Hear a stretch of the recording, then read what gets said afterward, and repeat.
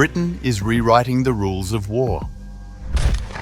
At Mansion House, Defence Secretary John Healey warned of a new era, drafting legal powers to shoot down unidentified drones over military sites. Brussels moves to choke Russia's shadow fleet, while London primes millions and even boots for a post-war Ukraine. Europe is arming for permanence.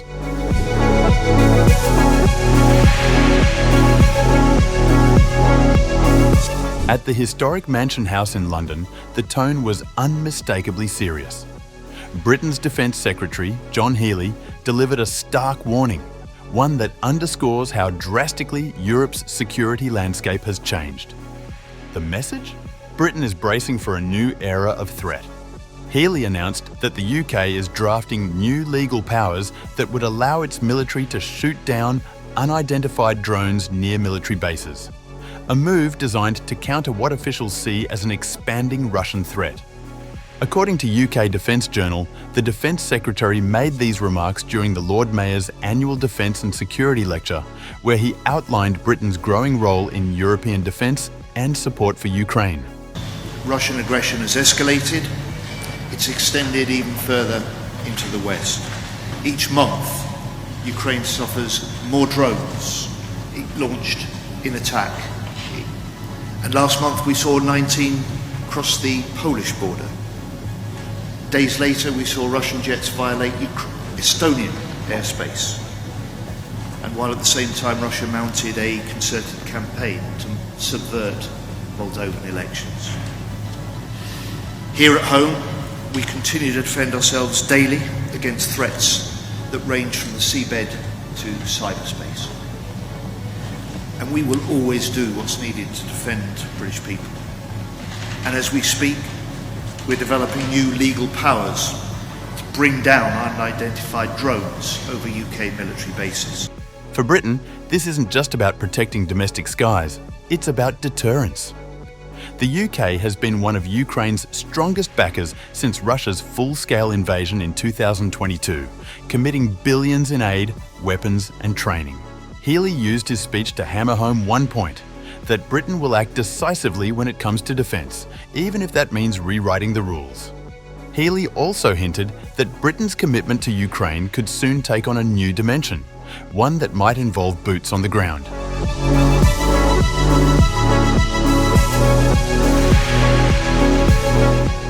While Britain shores up its skies, Brussels is tightening its grip on the seas. The European Union is preparing to expand its authority to board and inspect tankers believed to be part of Russia's so-called shadow fleet, a covert network of ships transporting oil and gas under false flags to dodge Western sanctions. According to documents obtained by Politico and Reuters, the EU's diplomatic arm, the European External Action Service, or the EEAS, has proposed new inspection powers for member states, allowing them to stop, board and seize ships linked to Russian oil exports. The goal is clear: choke off the hidden trade fueling Moscow's war machine. But there's another layer to this. The EU believes these vessels also pose security risks, not just economic ones. The internal document warns that some Shadow Fleet ships could be used as platforms for hybrid attacks, including surveillance or the launch of drones near critical Western sites. Member states are encouraged to actively use all opportunities offered by the law of the sea, together with relevant national legislation, to disrupt the activities of the Shadow Fleet and to send a warning signal to industry and crews. For months, Western intelligence agencies have tracked this murky web of tankers, operating with obscure ownership and questionable insurance as they move oil through international waters. Many sail under no national flag at all, a legal grey zone that allows them to slip past restrictions. The EEAS is also working on a draft declaration to strengthen international maritime law, giving Europe more legal ground to target these ships.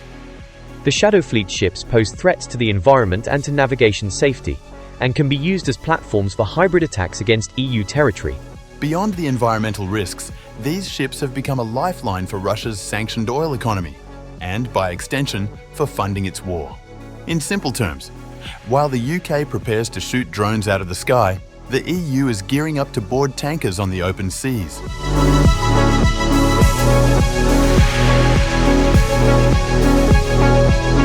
Back in London, John Healey's announcements didn't stop with drone defence.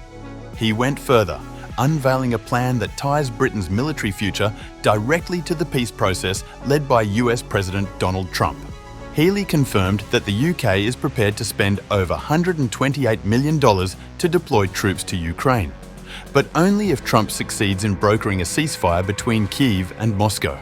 Speaking at Mansion House, Healey described an ambitious framework: the creation of a multinational force Ukraine, a coalition of more than 30 countries led by Britain and France, designed to secure the nation's borders, skies and seas once the guns fall silent. The mission, he said, would represent Britain's enduring commitment to European security and to Ukraine's sovereignty. Peace is possible, and if President Trump can broker a peace, then we will be ready to help secure that peace for the long term. That requires us to invest and prepare our forces to be ready to deploy. Keir Starmer has said, if necessary, he's willing to see UK boots on the ground in Ukraine. And I've accelerated already millions of pounds in that preparation for any possible deployment in the event of peace. And I would expect the cost of that to be well over £100 million.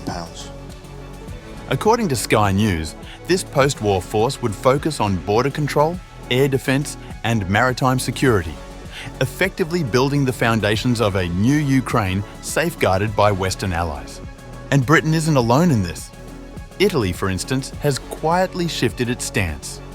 Bloomberg reports that Rome, once reluctant to join US-led arms initiatives, is now warming up to the PUTIN'S program, a joint framework for purchasing weapons for Ukraine. Sources say Italy's turnaround stems from fears of being politically sidelined if it stays out while others take the lead. Rome was previously hesitant to participate, but now sees strategic value in being part of it.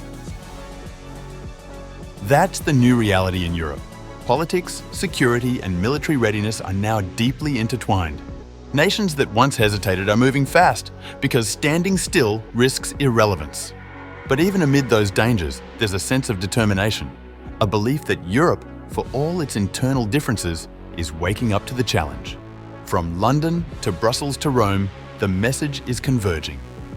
The war in Ukraine may have started with Russia's invasion, but its outcome will now depend on how far Europe is willing to go, not just to fight, but to secure peace.